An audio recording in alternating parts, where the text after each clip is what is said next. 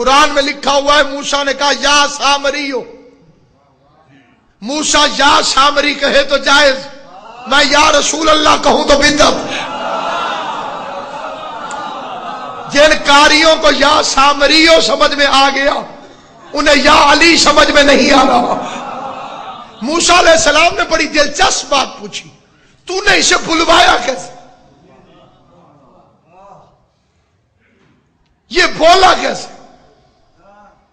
یہ کس طرح سے بولا؟ سامری کہنے لگا جب تو دریا سے گزر رہا تھا تو میں تیرے پیچھے پیچھے تھا، میں نے دیکھا کہ تیرے آگے آگے ایک گھوڑے سوار تھا. یہ قرآن ہے 20واں پارہ سورہ مبارک کی قصص ہے. جب تیرے اس گھوڑے سوار کا سم نیل کی بنجر دھرتی میں پڑتا تھا تو سبزہ اگ جاتا تھا. میں سمجھ گیا کہ اس گھوڑے کے پاؤں کی مٹی میں زندگی ہے. سلامت و آباد و شاد رہے جنہیں بات سمجھ میں آئی. اس گھوڑے کے پاؤں میں زندگی ہے. فقبضت الرسول، میں نے اس گھوڑے کے سم کے نیچے سے تھوڑی سی مٹی کو اٹھا لیا. کہاں سے مٹی کو اٹھایا؟ گھوڑوں کے سموں کی مٹی سے، جہاں اس کے پاؤں پڑ رہے تھے. میں نے تھوڑی سی مٹی کو اٹھا لیا، اپنے ہاتھوں میں لے لیا، اس کی ایک چٹکی سونے کے بچھڑے میں ڈالی، کیونکہ وہ مردہ زمین کو زندگی دے رہا تھا. چاہے شیعہ بیٹھے ہو چاہے سنی، میں نے مفسرین کرام سے پوچھا کہ آخر گھوڑے پر کون بیٹھا ہوا تھا، تو ساروں نے جواب دیا جبرائیل تھا. میری اتنی حیثیت نہیں کہ میں یہاں بیٹھ کر سارے مفسرین کا انکار کر دوں، کیونکہ جبریل بھی ہو تو پھر ایک میرا سوال ہے، اللہ نے اگر اسے گھوڑے میں بٹھانا تھا تو اسے پر کیوں دیے؟ توجہ ہے یا نہیں آپ؟ اگر اللہ نے جبریل کو گھوڑے پر بٹھانا تھا تو اسے پر کیوں دیے؟ اور اگر جبریل بھی ہو تو پھر بھی میرے بارے میں جیسے علی کے شاگرد کے گھوڑے میں اتنی تاثیر ہے، اس علی کے بیٹے کے گھوڑے میں کتنی تاثیر ہو.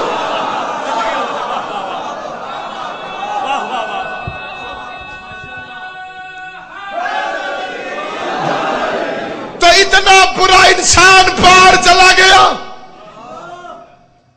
پار گیا تو اس نے گھوڑے کی سموں کے نیچے سے مٹی اٹھائی تھی اور اس کا ذکر اس نے قرآن میں کر دیا.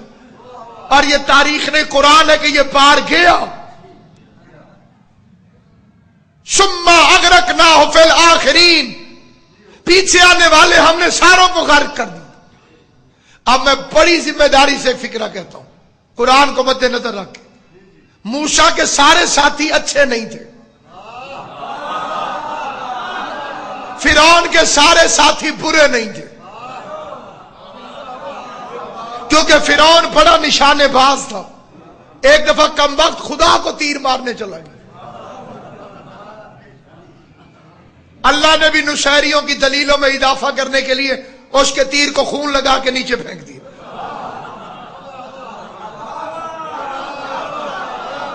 توجہ فرما رہی ہے نہیں؟ وہ جو تیر اوپر گیا اس کو خون لگا ہوا ہے. اللہ میں نے موسیٰ کے اللہ کو مار دیا، اس نے موسیٰ کا نشانہ بنایا. اس کا ایک وزیر تھا، وہ اس کو کوہنی مار دیتا تھا تاکہ موسیٰ کو تیر نہ لگے. تو جو نبی کو قاتل ہونے سے بچائے وہ اچھا آدمی ہوگا لیکن غرق ہو گیا. جو بچڑے کی پوجا کروائے وہ برا آدمی ہوگا لیکن پار چلا گیا. امام اچھا ہو تو برے پار چلے جاتے ہیں، امام برا ہو تو اچھے غرق ہو جاتے ہیں. خدا نے پانی پر وحی کی تھی کہ موسیٰ والوں کو چھیڑنا مت اور فرعون کے ساتھیوں کو چھوڑنا مت. تو جو خدا پانی پر وحی کر سکتا ہے وہی خدا قیامت والے دن آگ پر وحی کرے گا کہ جن کا امام علی ہو انہیں چھیڑنا مت، اور جو کسی غیر کو مان کر آئے اسے چھوڑنا مت. اکیلا موسیٰ 12 قبیلوں کو پار لے گیا. موسیٰ ایک تھا، قومیں 12 تھی، ساروں کو پار لے گیا. گھر جا کے سوچنا، جب ایک موسیٰ 12 قوموں کو پار لے جا سکتا ہے تو 12 فخر موسیٰ ایک قوم کو پار کیوں نہیں لے جا سکتا؟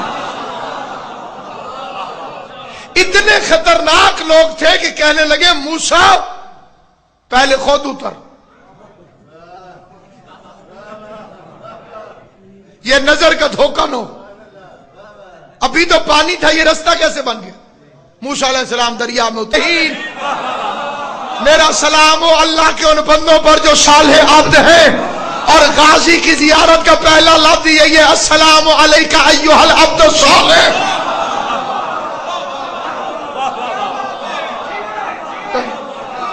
اے اللہ کے صالح اب تجھ پہ ہمارا سلام۔ حیدری علی ولی اللہ، علی ولی اللہ، علی ولی اللہ۔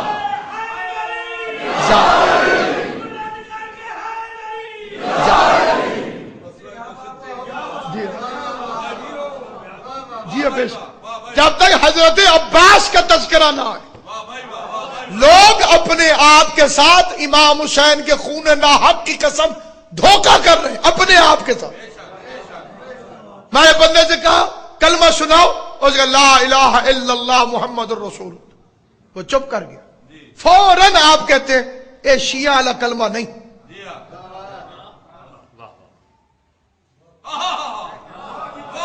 اللہ بھی ہے رسول بھی ہے، کلمہ شیعوں والا کیوں نہیں؟ جی اس میں علی اور ولی اللہ نہیں، بڑے سمجھدار ہیں لوگ۔ اس کے بعد آذان دینے والے نے آذان دی، اشہد ان محمد رسول اللہ، حی علی الصلاۃ حی علی الصلاۃ، فوراً تم سمجھ گئے یہ شیعوں والی آذان نہیں۔ حالانکہ اس میں اشہد ان لا الہ الا اللہ بھی ہے، اشہد ان محمد رسول اللہ بھی ہے، خالی علی اور ولی اللہ نہیں۔ اور آپ شیعوں والی آذان نہیں مانتے، کلمے میں 3 گواہیاں، آذان میں 3 گواہیاں، اقامت میں 3 گواہیاں، تلقین پڑھنے لگا، مردے کو لٹایا، حل انت فارقتنا علی العہد الذی، تو ان 3 وعدوں پر ہم سے جدا ہوا ہے، اللہ الہ الا اللہ وحدہ لا شریک لہ، اللہ وحدہ لا شریک ہے، وان محمدن عبدہ ورسولہ، محمد اللہ کا عبد ہے اور رسول ہے۔ 2 گواہیوں پہ چپ کر جاؤ، آگے کیوں پڑھتا ہے؟ وَأَنَّ عَلِيَّ بْنَ أَبِي طَالِبٍ إِمَامِي وَالْحَسَنَ بْنَ الْعَلِيِّ إِمَامِي وَعَلِيَّ بْنَ الْحُسَيْنِ إِمَامِي وَمُحَمَّدَ بْنَ عَلِيِّ إِمَامِي وَجَعْفَرَ بْنَ مُحَمَّدٍ إِمَامِي وَمُوسَى بْنَ جعفر إِمَامِي وَعَلِيَّ بْنَ مُوسَى إِمَامِي وَمُحَمَّدَ بْنَ عَلِيِّ إِمَامِي وَعَلِيَّ بْنَ مُحَمَّدٍ إِمَامِي وَحَسَنَ بْنَ الْعَلِيِّ إِمَامِي وحجة بن الحسن العسكري امامی بہمت واللہ ومن اعدائہم تبرہ فی الدنیا والآخرہ۔ زندگی میں ایک کی گواہی سے موت آتی تھی، مرنے کے بعد 12 کی گواہی کس خوشی میں دے رہا ہے؟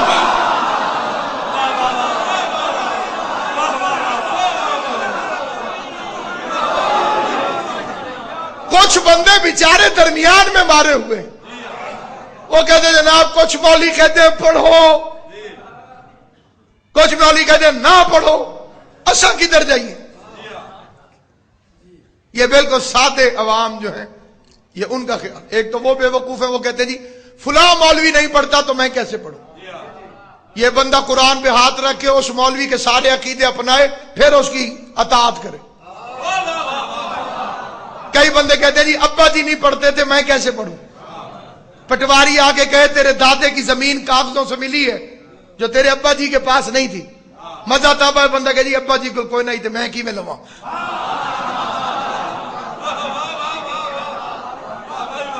اچھا تقیہ کا زمانہ نہیں، حقیقت کا زمانہ ہے، حجت خدا کا ظہور نزدیک ہے۔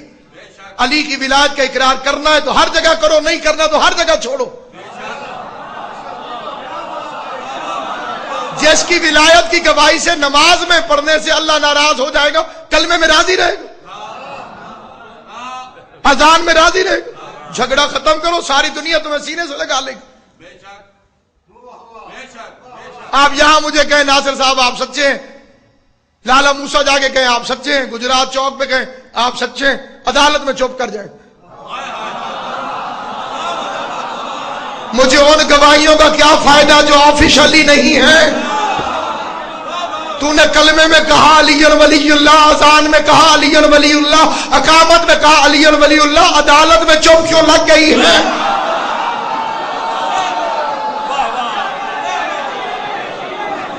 آج جو ہے یہ نہیں آپ کا، یہ جو درمیان میں پھنسے ہوئے انہیں مشورہ دیتا ہوں، باشنے میں ڈاکٹر کھڑا ہو اور اگر جلدی کرو ٹیکہ لے کر آؤ مریض کے لیے، ڈاکٹر صاحب کتنے کا ہے؟ وہ کہے 300 کا، دوسرا ڈاکٹر کہے 500 کا، دو روایتیں ہو گئی، ایک نے کہا 300، دوسرے کہا 500، اور ٹیکہ ملنا ہے لالے موسیٰ سے۔ عقل مندی کا تقاضا یہ ہے کہ 500 لے کر جائے۔ اگر ٹیکہ 300 کا آ گیا تو 200 کوئی کھو نہیں لے گا، وہ منافع سمجھ کے جیب میں ڈال لے۔ اگر جنت محمد اور رسول اللہ تک مل گئی تو علی ولی اللہ کو منافع سمجھ کے جیب میں ڈال لے۔ اور اگر یہاں سے ہی بندہ 300 لے کر جائے اور وہاں 500 کا ہوا تو یہاں سے واپسی ہے، قبر کا رستہ ون میں ہے۔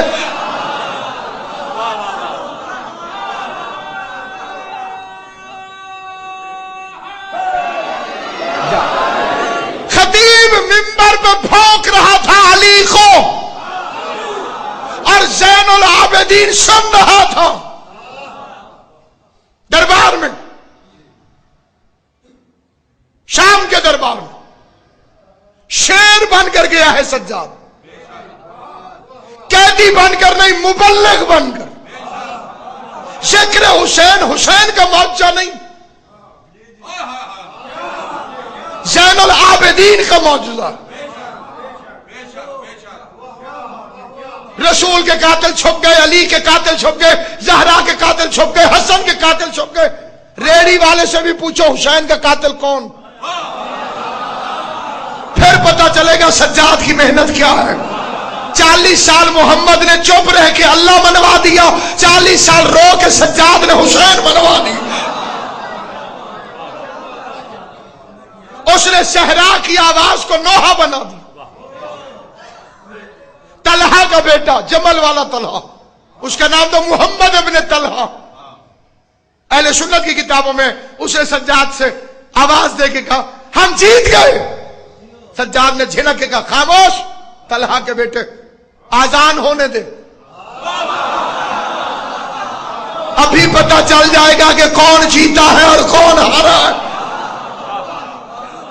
آذان ہو لینے دے، پتہ چل جائے گا کون جیتا کون ہارا۔ خطیب نے منبر پر تقریر کی علی کے خلاف، سجاد سنتا رہا دربار کے اندر۔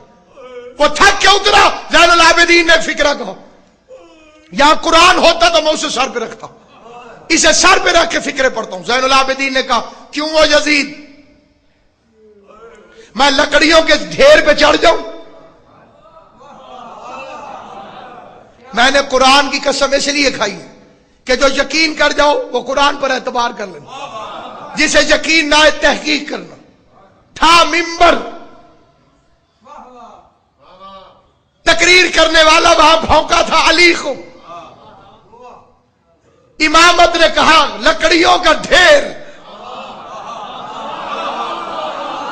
قیامت تک یاد رکھنا، ابھی بولنا یا نہ بولنا، جس منبر پر خطیب علی کو بھونک رہا ہو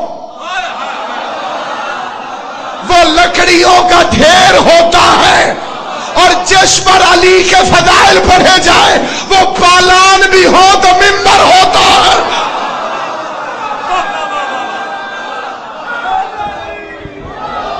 وہ امیر المومنین کی ولایت کا مبلغ تو، اس نے کہیں دعا نہیں مانگی کہ کوئی پہچاننے والا نہ ملے، غلط ہے یہ شعر۔ جی بے شک، اس نے اپنا تعارف کروایا۔ مجرم منہ چھپاتا ہے کہ کوئی نہ پہچانے، لیڈر قید ہو جائیں تو اشتہار چھپواتے ہیں، جیل کے پیچھے کھڑے ہوئے. اس کی قید میں اسلام کی آزادی تھی. وہ اتنا طاقتور ہو کر گیا کہ حسین مدینے میں تھا، یزید شام میں. اس کی جرت تو ہوئی کہ اس نے بیعت مانگی. بڑی توجہ چاہتا. حسین مدینے میں تھے، یزید شام میں تھا. اس نے جرت کی تو صحیح حسین سے بیعت مانگنے کی. 1 سال سجاد شام میں رہا. یزید سے پوچھو کبھی جرت ہوئی ہو کہ بیعت مانگے؟ حالانکہ گھر میں تو کتا بھی شیر ہوتا ہے.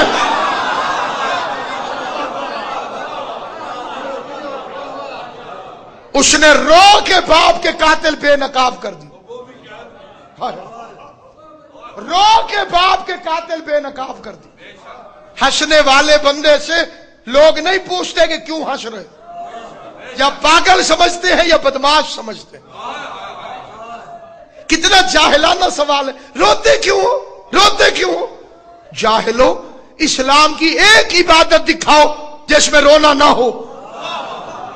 میں نے بڑا فکر عرض کیا، ایک عبادت اسلام کی دکھاؤ جس میں رونا نہ ہو.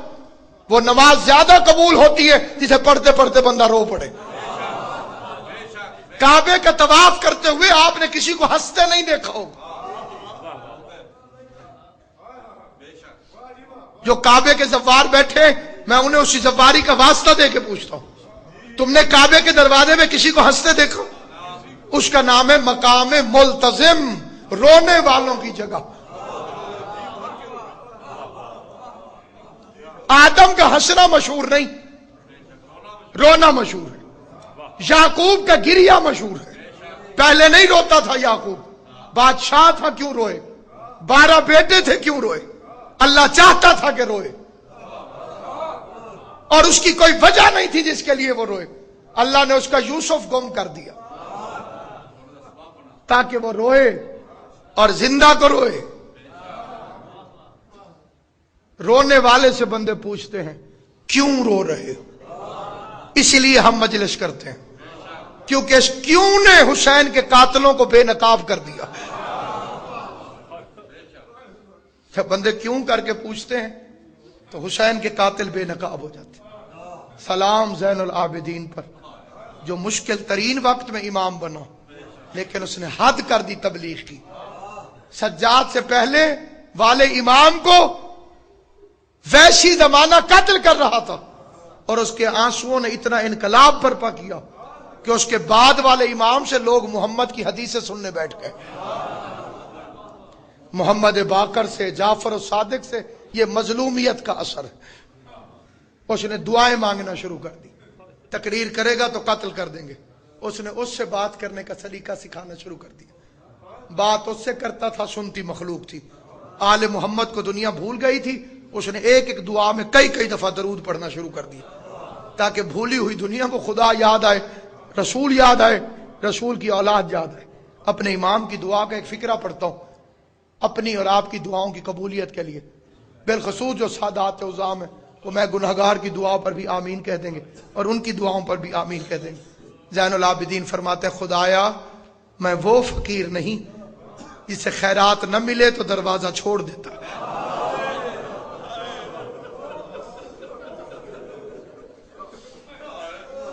ہمارے گھر میں ایک میت ہو نماز یاد نہیں رہتی، وہ 72 لاشیں اٹھا کے سید سجاد ہے، سجدے کرنے والوں کا سردار. علی کے شیعہ ہو تو نہ عزاداری کو چھوڑنا نہ نماز کو چھوڑنا. عمل اور عقیدہ ساتھ نہ رہے تو پیروی سجاد نہیں ہوگی. سب سے بڑا عزادار بھی تھا، سب سے بڑا نمازی بھی تھا. وہ شام غریبہ میں بھی نماز شب کو نہیں بھولا. غیرت مند اتنا تھا کہ حسین فرماتے تھے غیرت اللہ، اللہ کی غیرت. 3 سال کی عمر تھی قبلہ جی، 3 سال. ماں نے وضو شروع کیا، سجاد نے آنکھوں پہ ہاتھ رکھ دیا.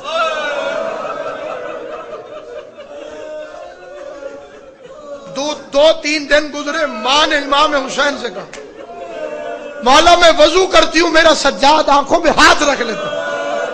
امام نے پوچھا سجاد ہاتھ کیوں رکھتا ہے آنکھوں پر؟ رو کے کہتے ہیں بابا جب عورت وضو کرتی ہے سر کے مسے کے لیے چادر ہٹاتی ہے، میری نظر ماں کے بالوں پہ پڑ جاتی، میں مرنے سے پہلے مر جاتا ہوں. شیعہ پاگل نہیں جو مٹیوں پہ بیٹھ کے بہنوں کو ساتھ لے کر روتے ہیں. جو وضو کرتی ماں کی تھوڑی سی ہٹی ہوئی چادر نہیں دیکھ سکتا تھا. شام غریبہ میں زینب کھلے بالوں سے کہتی ہے جاگ تیرے باپ کا قاتل میری چادر لے گیا.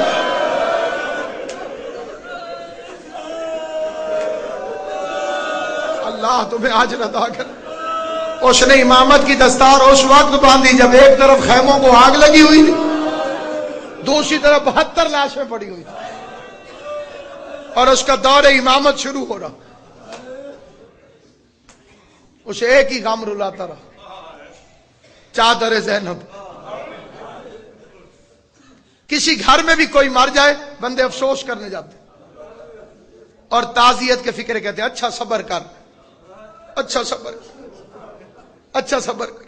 کہتے ہیں کہ نہیں کہ سجاد کو ایک بی بی نے تعزیت کی، اور اس سے بڑی تعزیت کائنات میں ہو نہیں سکتی، کیونکہ تعزیت کرنے والی عقیلہ بنی ہاشم تھی.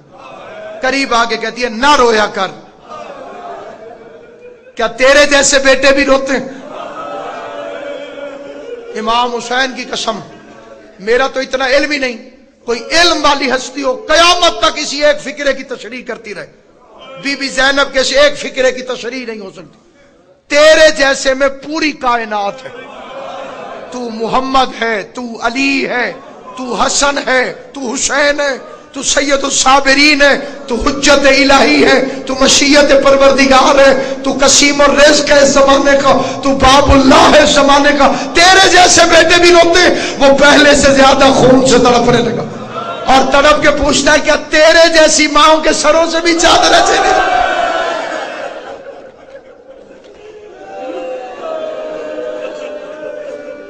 میں ایک فکرہ پوچھتا ہوں اور ہاتھ جوڑ کے پوچھتا ہوں، پورا مجمع جس بندے کو جواب آتا ہو وہ چھوٹے سے سوال کا جواب ضرور دے دے. وہ 40 سال آنکھوں سے کیا روتا رہا؟ جڑے بندے چپ ہو پتہ تو نہیں کیا روتا رہا کہ ہاں جی کیا روتا رہا. ابھی بھی مولوی سے پوچھو گے کہ حسین کے لیے خون نکالنا جائز ہے کہ ناجائز ہے؟ اب اس فتوے کے پیچھے پوچھنے کی ضرورت رہ گئی؟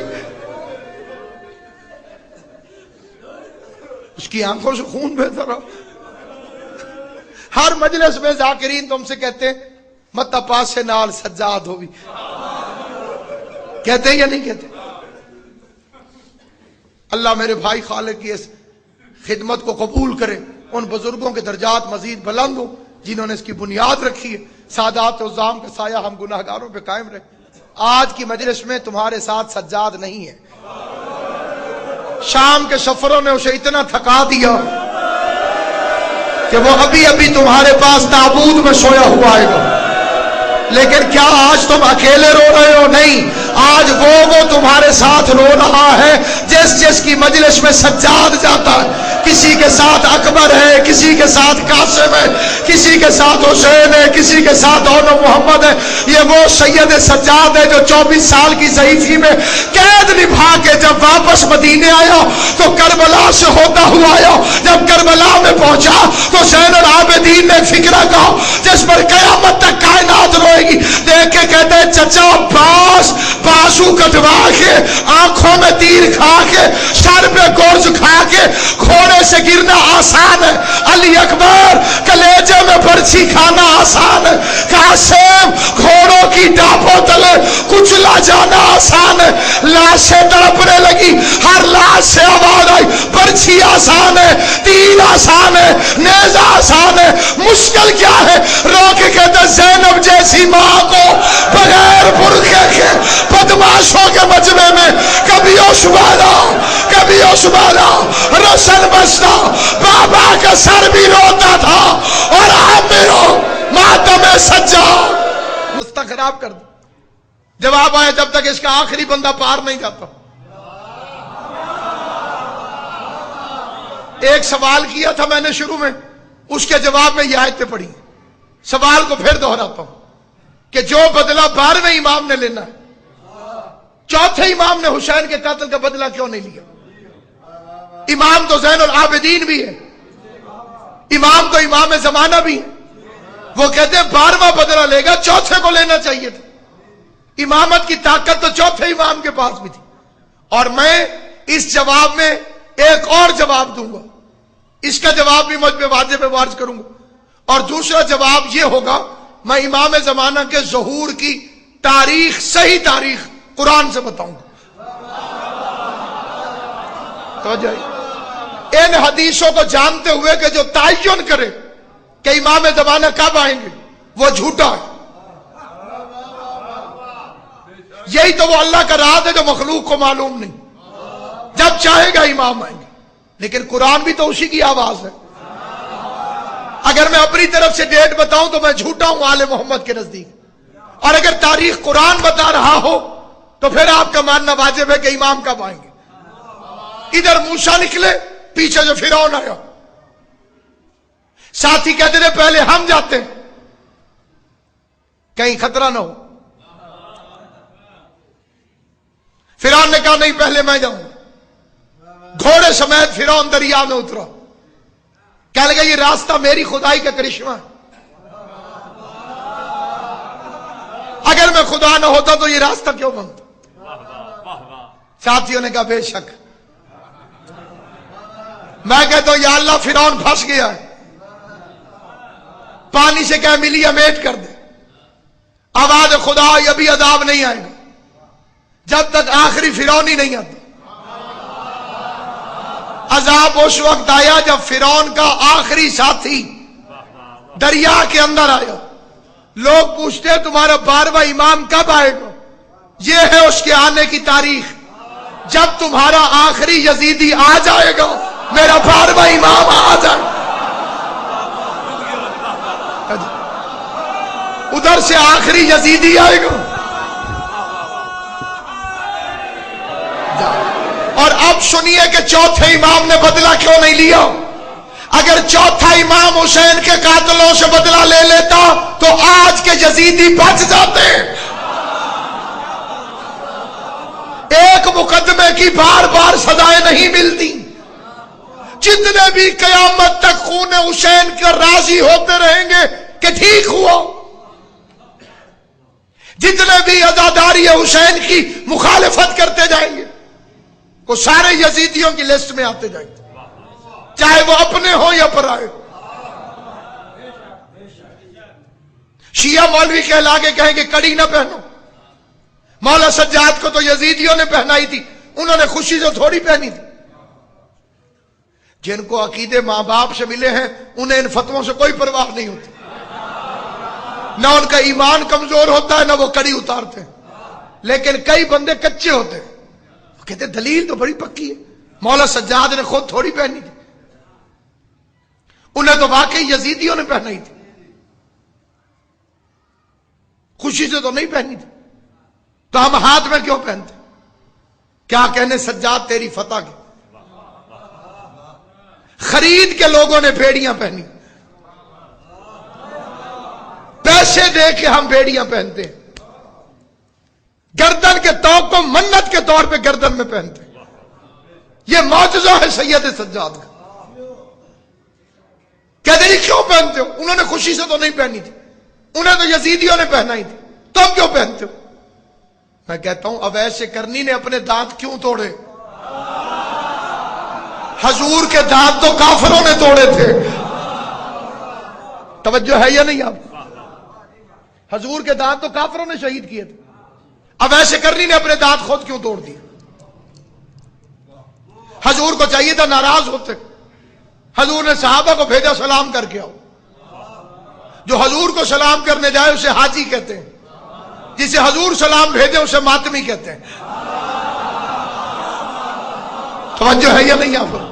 مصائب کی منزل دور ہے لیکن دو دلیلیں مصائب سے دینا چاہتا ہوں. امام حسین کا پانی کس نے بند کیا تھا؟ یزیدیوں نے. غازی عباس پیاسے کیوں لوٹ آئے؟ توجہ ہے یا نہیں آپ حضرات؟ اب ایسے کرنے والی روایت کو ہو سکتا ہے شیعہ مولوی نہ مانے، کوئی بہانہ بنا دے۔ میں ان سے پوچھتا ہوں، بتاؤ امام حسین کا پانی تو یزیدیوں نے بند کیا، غازی نے دریا میں جا کے پانی کیوں نہیں پیا؟ غازی تو غازی کے گھوڑے نے نہیں پیا۔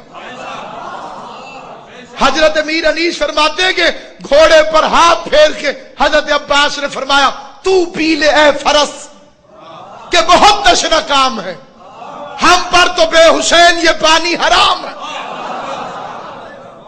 گردن جھکا کے شاہ سے بولا وہ تیز گام، بے ذوالجناح مجھ میں بھی پانی ہے یہ حرام۔ کائنات کے کسی مورخ سے کہو کہ شیعہ بھی کہلوا رہے اس روایت کا انکار کر کے دکھا کہ غازی عباس نے دریا میں جا کے پانی پیا ہو۔ چلو تک آیا ہے پانی، ہونٹوں تک نہیں آیا۔ دریا پر قبضہ کر کے دکھایا ہے، ہونٹوں تک نہیں آیا۔ تم کہتے ہو مولا سجاد کو یزیدیوں نے کڑیاں پہنائی تھی، تم کیوں پہنتے ہو؟ حسین کا پانی یزیدیوں نے بند کیا تھا۔